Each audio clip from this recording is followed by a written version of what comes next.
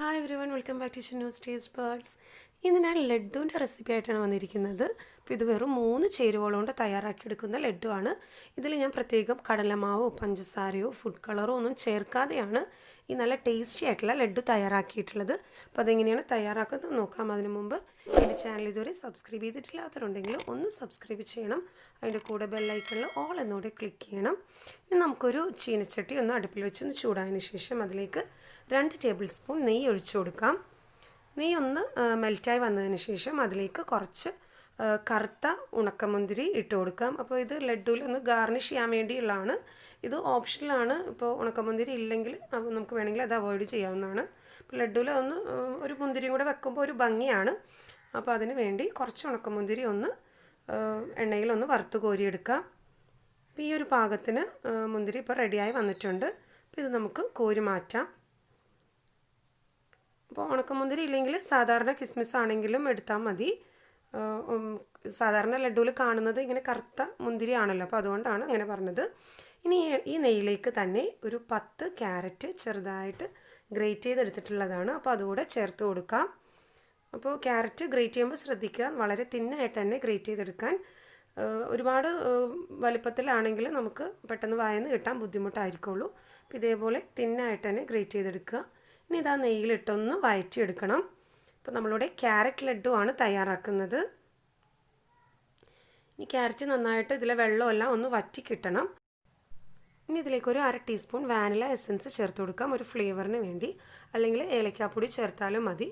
പിന്നെ ഒരു 3 table spoon നെയ്യും കൂടെ ചേർത്ത് ഇതൊന്ന് നന്നായിട്ടൊന്ന് വഴറ്റിയെടുക്കണം.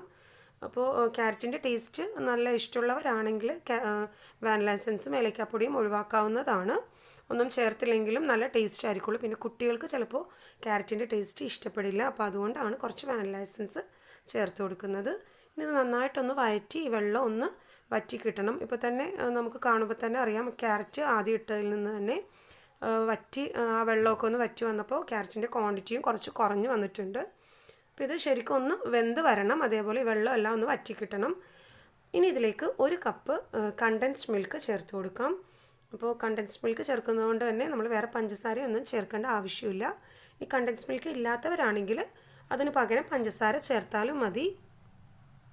കണ്ടൻസ്ഡ് മിൽക്ക് ആകുമ്പോൾ കുറച്ചുകൂടെ നല്ല ടേസ്റ്റ് ആയിരിക്കുള്ളൂ നമ്മുടെ ലഡ്ഡുവിന്. അപ്പോൾ അതുകൊണ്ടാണ് കണ്ടൻസ്ഡ് മിൽക്ക് ചേർക്കുന്നത്. ഇനി ഇത് കണ്ടൻസ്ഡ് മിൽക്കും ഈ ക്യാരറ്റും കൂടെ നന്നായിട്ട് ഒന്നുകൂടെ ഒന്ന് വെന്ത് വരണം. എന്നിട്ട് ഈ കണ്ടൻസ്ഡ് മിൽക്ക് നമ്മൾ ഒഴിക്കുമ്പോൾ അതിൽ നിന്ന് തന്നെ കുറച്ച് വെള്ളം വരും. അപ്പോൾ ആ വെള്ളമൊക്കെ നന്നായിട്ടൊന്ന് വറ്റി നല്ല ഡ്രൈ ആയിട്ട് കിട്ടണം. പിന്നെ ഇതിലേക്ക് ഒരു നുള്ള് ഉപ്പും കൂടെ ചേർത്ത് കൊടുക്കാം. ആ മധുരം ഒന്ന് ബാലൻസ് ചെയ്ത് കിട്ടാൻ വേണ്ടി ഒരു നുള്ള് ഉപ്പും കൂടെ ചേർത്ത് കൊടുക്കാം. എന്നിട്ട് ഇത് ഹൈ ഫ്ലെയിമിൽ ഇട്ടിട്ട് തന്നെ ഒന്ന് വറ്റിച്ചെടുക്കണം.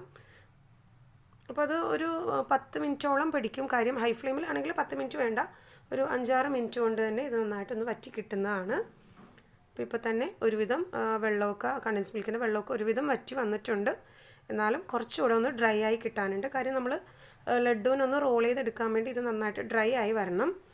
അപ്പോൾ ഇപ്പോൾ ഞാൻ ഹൈ ഫ്ലെയിമിലിട്ട് ഒരു 8 മിനിറ്റ് വരെ വഴറ്റിയെടുത്തിട്ടുള്ളതാണ്. ഇപ്പോൾ ശരിക്കും ഡ്രൈ ആയി വന്നിട്ടുണ്ട്. ആ മിൽക്ക് മെയ്ഡിൻ്റെ ആ കണ്ടൻസ് മിൽക്കിൻ്റെ വെള്ളമെല്ലാം ശരിക്കും വറ്റി കിട്ടിയിട്ടുണ്ട്. അപ്പോൾ ഈ ഒരു പാകത്തിന് നമുക്ക് നമ്മുടെ ലഡ്ഡുവിന് റെഡിയായി കിട്ടണം. ഇനി നമുക്ക് ഫ്ലെയിം ഓഫ് ചെയ്യാം. എന്നിട്ട് ഇതൊന്ന് ചൂടാറുന്നവരെ മാറ്റി വെക്കാം. അപ്പോൾ ഒരുവിധം ചൂടാറി വന്നിട്ടുണ്ട്. എന്നാലും ചെറിയ ചൂടുണ്ടാവണം.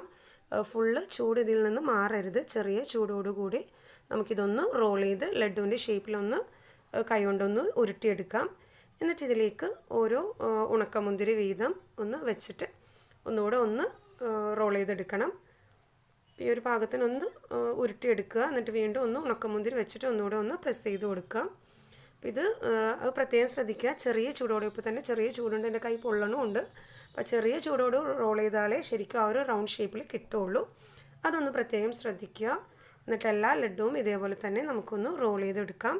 അപ്പോൾ വളരെ എളുപ്പത്തിൽ തയ്യാറാക്കിയെടുക്കാവുന്ന ഒരു ലഡ്ഡുവിൻ്റെ റെസിപ്പിയാണ്.